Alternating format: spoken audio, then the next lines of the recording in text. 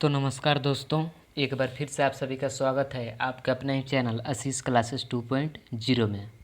तो दोस्तों, आज के इस वीडियो में हम क्लास 10th यानी मैट्रिक परीक्षार्थियों के लिए सामाजिक विज्ञान का चौथा मॉडल पेपर लेकर आए हैं, जो कि मैट्रिक परीक्षार्थियों के लिए बहुत ही इम्पोर्टेंट है। और इस वीडियो में केवल इम्पोर्टेंट ऑब्जेक्टिव को सेलेक्ट किया गया है, ठीक है, जो कि आपके मैट्रिक एग्ज़ाम के दृष्टि से बहुत ही इम्पोर्टेंट है। तो आप सभी से रिक्वेस्ट है कि अगर आप इस वर्ष मैट्रिक परीक्षा में शामिल होने वाले हैं तो इस वीडियो को शुरू से लेकर अंत तक अवश्य देखें, क्योंकि इस वीडियो में केवल इम्पोर्टेंट ऑब्जेक्टिव को लिया गया है, ठीक है। मैं आप सभी का टाइम नहीं बर्बाद करूंगा, बस आप इन सभी प्रश्नों को ध्यान में रखते चलिएगा। आपके एग्जाम में ये 100% क्वेश्चन आने वाले हैं। तो आप सभी से रिक्वेस्ट है कि इस वर्ष मैट्रिक में शामिल होने वाले हैं तो इस वीडियो को शुरू से लेकर अंत तक अवश्य देखें। और साथ ही साथ इस चैनल पर पहली बार आए हैं तो इस चैनल को सब्सक्राइब कर लें और बगल में बेल आइकन को जरूर दबाएं, ताकि आप सभी को इसी प्रकार का रेगुलर वीडियो मिलता रहे।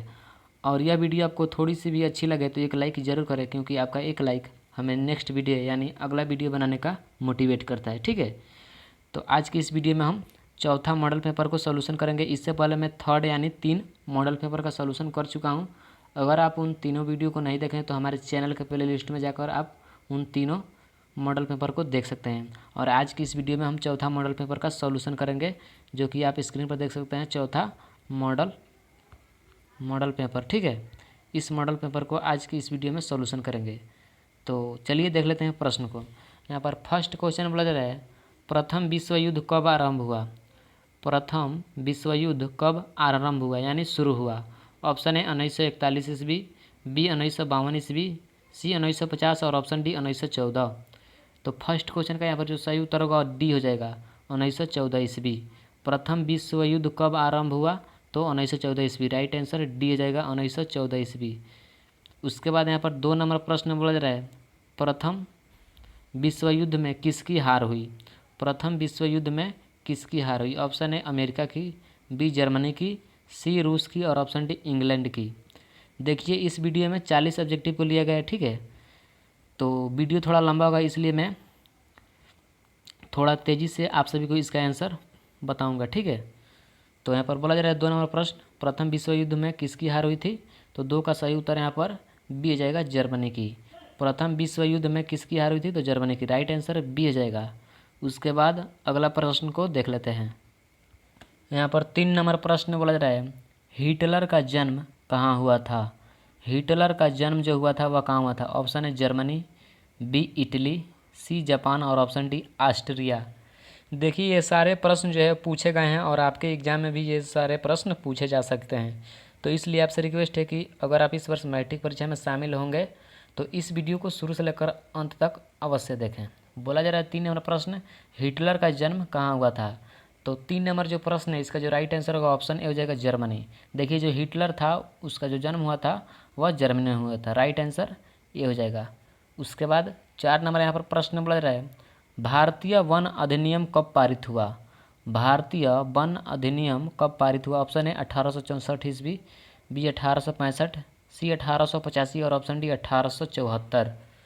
तो 4 नंबर जो प्रश्न है इसका जो राइट आंसर होगा वो ऑप्शन बी हो जाएगा, 1865 ईस्वी।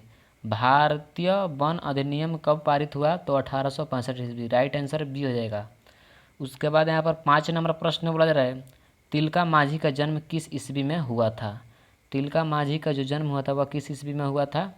तो 5 का जो सही उत्तर होगा ऑप्शन ए हो जाएगा, 1750 ईस्वी में। राइट आंसर ए हो जाएगा, 1750 ईस्वी में तिलका माझी का जो जन्म हुआ था 1750 ईस्वी। राइट आंसर ऑप्शन ए हो जाएगा। उसके बाद अगला प्रश्न को देख लेते हैं। यहाँ पर 6 नंबर प्रश्न बोला जा रहा है, गार्डन सिटी की अवधारणा किसने विकसित की थी।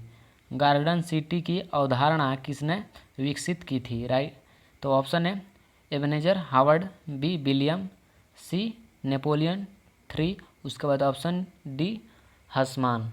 तो राइट आंसर 6 का ए हो जाएगा, एबेनेजर हावर्ड। गार्डन सिटी की अवधारणा किसने विकसित की थी तो एबेनेजर हावर्ड ने। राइट आंसर ए हो जाएगा। उसके बाद यहाँ पर 7 नंबर बहुत ही इंपॉर्टेंट प्रश्न है, बोला जा रहा है गिरमिटिया किसे कहा जाता है। गिरमिटिया किसे कहा जाता है। ऑप्शन है अनुबंधित मजदूर को, बी रोगियों को, सी छिपकली को और ऑप्शन डी अंग्रेजों को। तो 7 का जो सही उत्तर होगा ऑप्शन ए हो जाएगा अनुबंधित मजदूरों को। गिरमटिया किसे कहा जाता है, तो अनुबंधित मजदूरों को। राइट आंसर ए हो जाएगा। और आप सभी नीचे कमेंट में ज़रूर बताइएगा कि आप सभी का 40 में कितना ऑब्जेक्टिव सही हुआ। इससे होगा क्या कि मुझे पता चलेगा कि आप सभी की जो स्टडी है यानी जो पढ़ाई है वह अच्छी से चल रही है या नहीं। ठीक है, तो आप कमेंट करना नहीं भूलिएगा। यहाँ पर 8 नंबर प्रश्न बोला जा रहा है, हिंद चीन पहुँचने वाले प्रथम व्यापारी कौन थे। हिंद चीन पहुँचने वाले प्रथम व्यापारी कौन थे, और ये प्रश्न 2020 में पूछा हुआ है। आप 2020 का सामाजिक विज्ञान का पेपर लेकर देख सकते हैं। ठीक है, तो 8 का जो सही उत्तर होगा ऑप्शन सी हो जाएगा पुर्तगाली। हिंद चीन पहुंचने वाले प्रथम व्यापारी कौन थे, तो पुर्तगाली थे। राइट आंसर सी हो जाएगा। ठीक है, 8 का राइट आंसर सी हो जाएगा। उसके बाद अगला प्रश्न को देख लेते हैं। यहाँ पर 9 नंबर जो प्रश्न बोला जा रहा है ये भी बहुत इंपॉर्टेंट है। बोला जा रहा है अखिल भारतीय ट्रेड यूनियन कांग्रेस की स्थापना कब हुई थी। अखिल भारतीय ट्रेड यूनियन कांग्रेस की स्थापना कब हुई थी। ऑप्शन ए 1848, बी 1858, सी 1885 और ऑप्शन डी 1920। तो यहाँ पर जो 9 नंबर प्रश्न है इसका जो सही उत्तर होगा ऑप्शन डी हो जाएगा 1920। अखिल भारतीय ट्रेड यूनियन कांग्रेस की स्थापना कब हुई थी, तो 1920 में। राइट आंसर डी हो जाएगा 1920। उसके बाद 10 नंबर यहाँ पर प्रश्न बन रहा है बेस्टल का पतन कब हुआ। बेस्टिल का पतन कब हुआ। ऑप्शन है 5 मई 1789, उसके बाद बी 20 जून 1789, ऑप्शन सी 14 जुलाई 1789 और ऑप्शन डी 27 अगस्त 1789। तो 10 का जो सही उत्तर होगा सी हो जाएगा 14 जुलाई 1789 ईस्वी। बेस्टिल का पतन कब हुआ, तो 14 जुलाई 1789। इसका राइट आंसर ऑप्शन सी हो जाएगा 14 जुलाई 1789 ईस्वी। राइट आंसर सी हो जाएगा। उसके बाद अगला प्रश्न को देख लेते हैं। यहाँ पर 11 नंबर प्रश्न बोल रहा है निम्न में से कौन उपभोक्ता उद्योग है। ये भी बहुत इंपॉर्टेंट है और बार बार एग्जाम में पूछा हुआ प्रश्न है। बोला जा रहा है निम्न में कौन उपभोक्ता उद्योग है। ऑप्शन है चीनी, बी सीमेंट, सी अबरक और ऑप्शन डी लोहा इस्पात। तो 11 नंबर जो प्रश्न है इसका जो सही उत्तर होगा ऑप्शन ए हो जाएगा चीनी। ठीक है, राइट आंसर ए हो जाएगा। उसके बाद 12 नंबर जो प्रश्न बोला जा रहा है बिहार के कितने भौगोलिक क्षेत्र पर वन का फैलाव है। बिहार के कितने भौगोलिक क्षेत्र पर वन का फैलाव है। ऑप्शन है 15%, बी 20%, सी 30% और ऑप्शन डी 7%। तो यहाँ पर जो 12 नंबर प्रश्न है इसका जो राइट आंसर हो जाएगा वो ऑप्शन नंबर डी हो जाएगा 7%। बिहार के कितने भौगोलिक क्षेत्र पर वन का फैलाव है, तो 7%। राइट आंसर डी हो जाएगा। उसके बाद 13 नंबर प्रश्न यहाँ पर बोला जा रहा है सोपानी कृषि किस राज्य में प्रचलित है। सोपानी कृषि किस राज्य में प्रचलित है। ऑप्शन है हरियाणा, बी पंजाब, सी बिहार का मैदानी क्षेत्र और ऑप्शन डी उत्तराखंड। तो 13 का राइट जो आंसर होगा ऑप्शन डी हो जाएगा उत्तराखंड। देखिए जो सोपानी कृषि है वह उत्तराखंड में प्रचलित है। राइट आंसर डी हो जाएगा। उसके बाद अगला प्रश्न को देख लेते हैं। यहाँ पर 14 नंबर जो प्रश्न है ये भी बहुत इंपॉर्टेंट ऑब्जेक्टिव है। बोला जा रहा है देश के बांधों को किसने भारत का मंदिर कहा था। देश के बांधों को किसने भारत का मंदिर कहा था। ऑप्शन है महात्मा गांधी, बी डॉक्टर राजेंद्र प्रसाद, सी पंडित नेहरू और ऑप्शन डी स्वामी विवेकानंद। तो जो 14 नंबर प्रश्न है इसका जो राइट आंसर होगा सी हो जाएगा पंडित नेहरू। देखिए पंडित नेहरू का पूरा नाम है Jawaharlal Nehru, Pandit Jawaharlal Nehru. Right answer C हो जाएगा। उसके बाद 15 नंबर प्रश्न यहाँ पर बोल रहे हैं मरुस्थलीय मृदा किस राज्य में पाया जाता है। मरुस्थलीय मृदा किस राज्य में पाया जाता है। ऑप्शन है उत्तर प्रदेश, बी राजस्थान, सी कर्नाटक और ऑप्शन डी महाराष्ट्र। तो 15 नंबर जो प्रश्न है इसका जो राइट आंसर होगा ऑप्शन बी जाएगा राजस्थान। मरुस्थलीय मृदा किस राज्य में पाया जाता है, तो राजस्थान। राइट आंसर बी हो जाएगा। उसके बाद 16 नंबर प्रश्न यहाँ पर बोला जा रहा है फसल के बोने, बढ़ने और पकने के लिए उपयुक्त मौसम वाला समय कहलाता है। तो क्या कहलाता है। ऑप्शन है वर्धन काल, बी हरित क्रांति, सी रोपण कृषि और ऑप्शन डी कृषि। तो 16 नंबर जो प्रश्न है इसका जो राइट आंसर हो जाएगा ऑप्शन ए हो जाएगा वर्धन काल। फसल के बोने, बढ़ने और पकने के लिए उपयुक्त मौसम वाला समय क्या कहलाता है? तो वर्धन काल कहलाता है। राइट आंसर ऑप्शन ए हो जाएगा। उसके बाद अगला प्रश्न को देख लेते हैं। यहाँ पर 17 नंबर जो प्रश्न बोला जा रहा है, बिहार में कितने प्रतिशत भौगोलिक क्षेत्र में वन का फैलाव है? बिहार में कितने प्रतिशत भौगोलिक क्षेत्र में वन का फैलाव है? ऑप्शन है 7%, बी 14, सी 21 और ऑप्शन डी 28।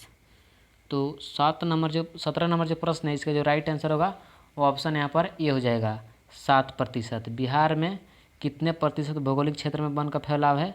तो 7%। राइट आंसर ए हो जाएगा। उसके बाद 18 नंबर जो प्रश्न यहाँ पर बोला जा रहा है, यूरेनियम का प्रमुख उत्पादक स्थल है। ये भी बहुत इंपॉर्टेंट है, आप इसे याद करके जाइएगा क्योंकि आपके एग्जाम में ये 100% आने की चांस है। ठीक है, बोला जा रहा है 18 नंबर प्रश्न, यूरेनियम का प्रमुख उत्पादक स्थल है। ऑप्शन है डिगबोई, बी बाबा बुदन, सी जादूगोड़ा और ऑप्शन डी घाटशिला। तो 18 नंबर जो प्रश्न है, इसका जो राइट आंसर होगा वो ऑप्शन यहाँ पर, इसका जो राइट आंसर होगा ऑप्शन सी हो जाएगा। यूरेनियम का प्रमुख उत्पादक स्थल कहाँ है? तो Jaduguda. Right answer option C हो जाएगा। ठीक है, यूरेनियम का प्रमुख उत्पादक स्थल है, तो राइट आंसर सी जादूगोड़ा। उसके बाद अगला प्रश्न को देख लेते हैं। यहाँ पर 19 नंबर जो प्रश्न बोला जा रहा है, बिहार में रज्जू मार्ग कहाँ है? ये प्रश्न 2019 में पूछा हुआ था। बोला जा रहा है बिहार में रज्जू मार्ग कहाँ है? ऑप्शन है पटना, बी बिहार, सी राजगीर और ऑप्शन डी बांका। तो 19 नंबर जो प्रश्न है, इसका जो राइट आंसर होगा ऑप्शन सी हो जाएगा, राजगीर में। बिहार में रज्जू मार्ग कहाँ है? तो राजगीर में। राइट आंसर ऑप्शन सी हो जाएगा। ठीक है, 19 नंबर क्वेश्चन का राइट आंसर सी हो जाएगा। 20 नंबर प्रश्न यहाँ पर बोला जा रहा है, निम्नांकित में कौन उद्योग कृषि पर आधारित नहीं है? निम्नांकित में कौन उद्योग कृषि पर आधारित नहीं है? ऑप्शन है सूती वस्त्र उद्योग, बी सीमेंट उद्योग, सी चीनी उद्योग और ऑप्शन डी जूट उद्योग। तो जो 20 नंबर यहाँ पर प्रश्न है, इसका जो राइट आंसर होगा वो ऑप्शन नंबर यहाँ पर क्या हो जाएगा, 20 नंबर क्वेश्चन का बी हो जाएगा। ठीक है, जो कि ये उद्योग जो है सीमेंट उद्योग, ये कृषि पर आधारित नहीं है और ये तीनों है। ठीक है, चीनी उद्योग है जो कि ईंख से निकाला जाता है, सूती वस्त्र जो कि यहाँ पर पशु से निकाला जाता है, ऑप्शन डी यहाँ पर जूट उद्योग। ठीक है, तो इसको जो राइट आंसर होगा ऑप्शन बी हो जाएगा, सीमेंट उद्योग। क्योंकि ये जो सीमेंट उद्योग है यह कृषि द्वारा नहीं है, इसलिए यह कृषि पर आधारित नहीं है। इसका राइट आंसर ऑप्शन बी हो जाएगा। उसके बाद 21 नंबर यहाँ पर प्रश्न बोला जा रहा है, निम्न में किसे विशेष राज्य का दर्जा प्राप्त है? निम्न में किसे विशेष राज्य का दर्जा प्राप्त है? ऑप्शन है बिहार, बी आंध्र प्रदेश, सी जम्मू कश्मीर और ऑप्शन डी गुजरात। तो 21 नंबर जो प्रश्न है, इसका जो राइट आंसर होगा ऑप्शन सी हो जाएगा, जम्मू कश्मीर। निम्न में किसे विशेष राज्य का दर्जा प्राप्त है? तो जम्मू कश्मीर। ठीक है, इसका राइट आंसर ऑप्शन सी हो जाएगा। उसके बाद अगला प्रश्न को देख लेते हैं। यहाँ पर 22 नंबर जो प्रश्न बोला जा रहा है, बिहार में पंचायती राज संस्थाओं में महिलाओं के लिए कितनी सीटें आरक्षित हैं? बिहार में पंचायती राज संस्थाओं में महिलाओं के लिए कितनी सीटें आरक्षित हैं? ऑप्शन है 50%, बी 25%, सी 33% और ऑप्शन डी 30%। तो यहाँ पर जो 22 नंबर प्रश्न है, इसका जो राइट आंसर होगा ऑप्शन ए हो जाएगा, 50%। ठीक है, महिलाओं की जो सीटें हैं वह कितनी आरक्षित है? तो 50%। राइट आंसर ए हो जाएगा। उसके बाद 23 नंबर यहाँ पर प्रश्न बोला जा रहा है, बिहार में संपूर्ण क्रांति का नेतृत्व निम्नलिखित में किसने दिया? बिहार में संपूर्ण क्रांति का नेतृत्व निम्नलिखित में किसने दिया? ऑप्शन है मोरारजी देसाई, बी नीतीश कुमार, सी इंदिरा गांधी और option D Jayaprakash Narayan. 23 number जो प्रश्न है, इसका जो राइट आंसर हो जाएगा ऑप्शन डी हो जाएगा, Jayaprakash Narayan. Right answer option D हो जाएगा, जयप्रकाश नारायण ने संपूर्ण क्रांति का नेतृत्व दिया था। राइट आंसर ऑप्शन डी हो जाएगा। उसके बाद 24 नंबर प्रश्न यहाँ पर बोला जा रहा है, भारत में किस तरह के लोकतंत्र की व्यवस्था की गई है? भारत में किस तरह के लोकतंत्र की व्यवस्था की गई है? ऑप्शन है प्रत्यक्ष, बी अप्रत्यक्ष, सी प्रत्यक्ष और अप्रत्यक्ष दोनों और ऑप्शन डी इनमें से कोई नहीं। तो 24 नंबर जो प्रश्न है, इसका जो उत्तर होगा ऑप्शन डी हो जाएगा, इनमें से कोई नहीं। ठीक है, इसका राइट आंसर ऑप्शन डी होगा, इनमें से कोई नहीं। उसके बाद अगला प्रश्न को देख लेते हैं। यहाँ पर 25 नंबर जो प्रश्न बोला जा रहा है, गठबंधन सरकार की पकड़ प्रशासन पर होती है गठबंधन सरकार की पकड़ प्रशासन पर होती है? तो ऑप्शन ए मजबूत, बी ढीली, सी सामान्य और ऑप्शन डी कठोर। तो 25 नंबर जो प्रश्न है इसका जो राइट आंसर होगा ऑप्शन बी हो जाएगा, ढीली। गठबंधन सरकार की पकड़ प्रशासन पर कैसी होती है? तो ढीली होती है। राइट आंसर ऑप्शन बी हो जाएगा। उसके बाद यहाँ पर 26 नंबर प्रश्न बोला जा रहा है, लोकसभा में निर्वाचित हेतु कुल सीटों की संख्या है। लोकसभा में निर्वाचित हेतु कुल सीटों की संख्या कितनी है? ऑप्शन है 542, बी 544, सी 543 और ऑप्शन डी 545। तो 26 नंबर जो प्रश्न है इसका जो उत्तर होगा ऑप्शन डी हो जाएगा, 545। लोकसभा में निर्वाचित हेतु कुल सीटों की संख्या कितनी है? तो 545। राइट आंसर ऑप्शन डी हो जाएगा। उसके बाद अगला प्रश्न को देख लेते हैं। देखिए यहाँ पर 27 नंबर जो प्रश्न बोला रहा है, संघ सरकार का उदाहरण है। ये प्रश्न जो है 2020 में पूछा हुआ था, ठीक है, प्रथम पाली में। आप क्वेश्चन पेपर उठाकर देख सकते हैं या 2020 का पेपर उठाकर देख सकते हैं। बोला जा रहा है संघ सरकार का उदाहरण है। तो ऑप्शन है अमेरिका, बी ब्रिटेन, सी चीन और ऑप्शन डी नेपाल। तो 27 नंबर जो प्रश्न है इसका जो सही उत्तर हो जाएगा वो ऑप्शन ए हो जाएगा, अमेरिका। संघ सरकार का उदाहरण है तो अमेरिका है। राइट आंसर ऑप्शन ए हो जाएगा। उसके बाद 28 नंबर प्रश्न यहाँ पर बोला जा रहा है, यूनाइटेड जनता पार्टी का गठन कब हुआ? यूनाइटेड जनता पार्टी का गठन कब हुआ? ऑप्शन है 1992 में, बी 1999 में, सी 2000 में और ऑप्शन डी 2004 में। तो 28 नंबर जो प्रश्न है इसका जो राइट आंसर हो जाएगा वो ऑप्शन बी हो जाएगा, 1999 में। यूनाइटेड जनता पार्टी का गठन कब हुआ? तो 1999 में। राइट आंसर बी हो जाएगा। उसके बाद 29 नंबर प्रश्न यहाँ पर बोला जा रहा है, भारत में औरतों के लिए आरक्षण की व्यवस्था किस संस्था में है? भारत में औरतों के लिए आरक्षण की व्यवस्था किस संस्था में है? ऑप्शन है लोकसभा, बी विधानसभा, सी पंचायती राज और ऑप्शन डी राज्यसभा। तो 29 नंबर जो प्रश्न है इसका जो सही उत्तर होगा ऑप्शन सी हो जाएगा, पंचायती राज। भारत में औरतों के लिए आरक्षण की व्यवस्था किस संस्था में है? तो पंचायती राज में। राइट आंसर सी हो जाएगा, ठीक है। उसके बाद अगला प्रश्न को देख लेते हैं। यहाँ पर 30 नंबर जो प्रश्न बोला रहा है, वैश्वीकरण के मुख्य अंग कितने हैं? ये भी प्रश्न 2020 में पूछा हुआ था, ठीक है। आप इसे भी कर लीजिएगा क्योंकि आपके भी एग्जाम में हो सकता है यह प्रश्न पूछ दिया जाए। देखिए इसमें केवल इंपॉर्टेंट ऑब्जेक्टिव को सिलेक्ट किया गया है और ये इसमें से आपके एग्जाम में 100% आने की गारंटी है, ठीक है। 40 ऑब्जेक्टिव है, इसमें से लगभग आपके एग्जाम में 10 से 12 प्रश्न सेम टू सेम पूछ दिए जाएंगे, ठीक है। तो आप इन सभी प्रश्नों को ध्यान में रखकर जाइएगा। बोला जा रहा है 30 नंबर जो प्रश्न, ये प्रश्न 2020 में पूछा गया था। बोला जा रहा है वैश्वीकरण के मुख्य अंग कितने हैं? ऑप्शन है 1, बी 2, सी 3 और ऑप्शन डी 5। तो 30 नंबर जो प्रश्न है इसका जो सही उत्तर होगा ऑप्शन डी हो जाएगा, 5। वैश्वीकरण के मुख्य अंग कितने हैं? तो 5 हैं।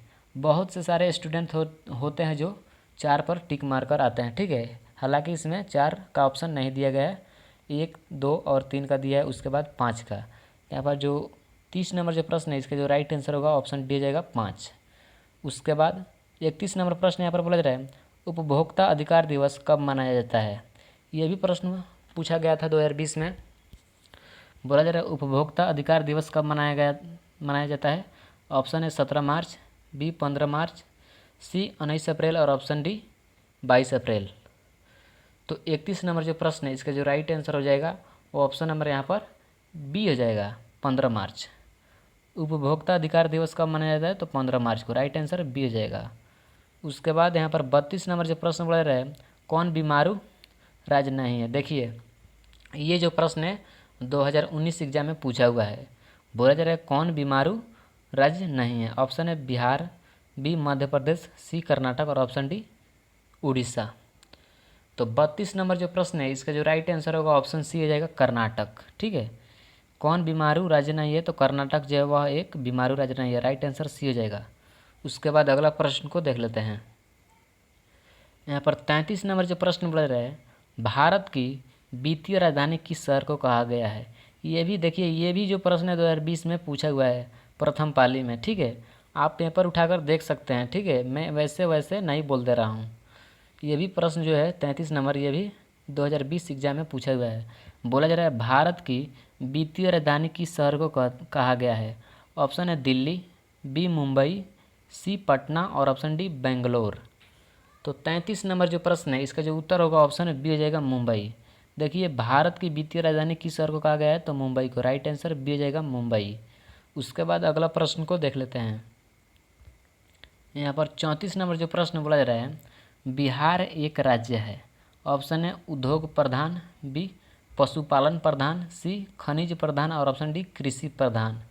तो आप सभी को ऑप्शन देकर आप सभी को पता चल गया होगा कि इसका जो राइट आंसर होगा ऑप्शन क्या होगा। तो इसका जो राइट आंसर हो जाएगा 34 नंबर क्वेश्चन का वह हो जाएगा सी। इसका राइट आंसर ऑप्शन डी होगा, कृषि प्रधान। देखिए बिहार एक राज्य है तो कृषि प्रधान है। राइट आंसर ऑप्शन डी हो जाएगा। उसके बाद 35 नंबर जो प्रश्न यहाँ पर बोला रहा है, सूचना का अधिकार किस प्रकार का अधिकार है। सूचना का अधिकार किस प्रकार का अधिकार है। ऑप्शन है वैधानिक, बी गैर कानूनी, सी धार्मिक और ऑप्शन डी परंपरागत। तो 35 नंबर जो प्रश्न है इसका जो राइट आंसर हो जाएगा, जो करेक्ट आंसर हो जाएगा ऑप्शन ए हो जाएगा वैधानिक। सूचना का अधिकार किस प्रकार का अधिकार है, तो वैधानिक है। राइट आंसर ऑप्शन ए हो जाएगा। उसके बाद यहाँ पर 36 नंबर प्रश्न बोला जा रहा है, भारत में योजना आयोग का गठन किया गया था। भारत में योजना आयोग का गठन किया गया था तो कब किया गया था। ऑप्शन है 15 मार्च 1950 को, बी 15 सितंबर 1950 को, सी 15 अक्टूबर 1951 को और ऑप्शन डी इनमें से कोई नहीं। तो 36 नंबर जो प्रश्न है इसका जो सही उत्तर होगा वो ऑप्शन ए हो जाएगा 15 मार्च 1950 को। भारत में योजना आयोग का गठन किस योगन भारत 36 नंबर जो प्रश्न बोला रहा है, भारत में योजना आयोग का गठन किया गया था तो कब किया गया था, तो 15 मार्च 1950 को। राइट आंसर ए हो जाएगा। उसके बाद अगला प्रश्न को देख लेते हैं। यहाँ पर 37 नंबर जो प्रश्न है ये भी बहुत इंपॉर्टेंट है और ये प्रश्न बार बार एग्जाम में पूछा हुआ है। बोला जा रहा है व्यावसायिक बैंकों का राष्ट्रीयकरण किया गया, यानी कब किया गया। बोला जा रहा है व्यावसायिक बैंकों का राष्ट्रीयकरण किया गया तो कब किया गया। ऑप्शन है 1966 ईस्वी में, बी 1969 ईस्वी में, ऑप्शन सी 1975 में ईस्वी में और ऑप्शन डी 1980 ईस्वी में। तो 37 नंबर जो प्रश्न है इसका जो राइट आंसर हो जाएगा वो ऑप्शन बी हो जाएगा 1969 ईस्वी में। व्यावसायिक बैंकों का राष्ट्रीयकरण किया गया तो कब किया गया था, तो 1969 ईस्वी। राइट आंसर बी हो जाएंगे 1969 ईस्वी। उसके बाद 38 नंबर जो प्रश्न यहाँ पर बोला जा रहा है, भारतीय रिजर्व बैंक की स्थापना कब हुई। भारतीय रिजर्व बैंक की स्थापना जो हुई थी वह कब हुई थी। ऑप्शन है 1934, बी 1935, सी 1948 और ऑप्शन डी 1951। तो 38 नंबर जो प्रश्न है इसका जो राइट आंसर होगा ऑप्शन बी हो जाएगा 1935। भारतीय रिजर्व बैंक की स्थापना कब हुई, तो 1935। राइट आंसर बी हो जाएगा 1935। उसके बाद यहाँ पर 39 नंबर जो प्रश्न बोला रहा है जो कि आपदा प्रबंधन से लिया गया है। देखिए जो सामाजिक विज्ञान में होता है ना, इसमें लगभग 10 मार्क्स के क्वेश्चन जो होता है वह आपदा प्रबंधन से पूछा जाता है। बोला जा रहा है, देखिए ये आपदा प्रबंधन से है। बोला जा रहा है सोना मीटर द्वारा समुद्र तल में क्या नापते हैं। सोना मीटर द्वारा समुद्र तल में क्या नापते हैं। ऑप्शन है बाढ़, बी सूखा, सी चक्रवात और ऑप्शन डी सुनामी। तो आप सभी को इसका आंसर पता है तो कमेंट बॉक्स में कमेंट करिएगा। बोला जा रहा है 39 नंबर प्रश्न, सोना मीटर द्वारा समुद्र तल में क्या नापते हैं। तो ऑप्शन है बाढ़, बी सूखा, सी चक्रवात और ऑप्शन डी सुनामी। तो देखिए जो 39 नंबर प्रश्न है इसका जो राइट आंसर होगा वो ऑप्शन डी हो जाएगा सुनामी। सोना मीटर द्वारा हम सुनामी को मापते हैं समुद्र में, ठीक है। तो 39 नंबर जो प्रश्न है इसका जो राइट आंसर होगा ऑप्शन डी हो जाएगा सुनामी। उसके बाद इस मॉडल पेपर का अंतिम ऑब्जेक्टिव यानी लास्ट ऑब्जेक्टिव बोला जा रहा है, निम्नलिखित में कौन प्राकृतिक आपदा है। देखिए प्राकृतिक आपदा उसे कहते हैं जो वातावरण में होने वाली कारणों से घटित होती है और मानव जनित आपदा जो होती है वह मानव द्वारा फैलाए गए जैसे आतंकवाद होता है जो मानव द्वारा किए गए कारणों से उत्पन्न होता है तो उसे मानव जनित आपदा कहते हैं। तो इस प्रश्न में बोला जा रहा है 40 नंबर, निम्नलिखित में कौन प्राकृतिक आपदा है। ऑप्शन है आग लगना, बी बम विस्फोट, सी भूकंप और ऑप्शन डी रासायनिक दुर्घटनाएं। तो आप सभी को ये ऑप्शन देखकर आप सभी को पता चल गया होगा कि इसका जो राइट आंसर होगा क्या होगा। तो 40 नंबर जो प्रश्न है इसका जो राइट आंसर हो जाएगा ऑप्शन सी हो जाएगा भूकंप।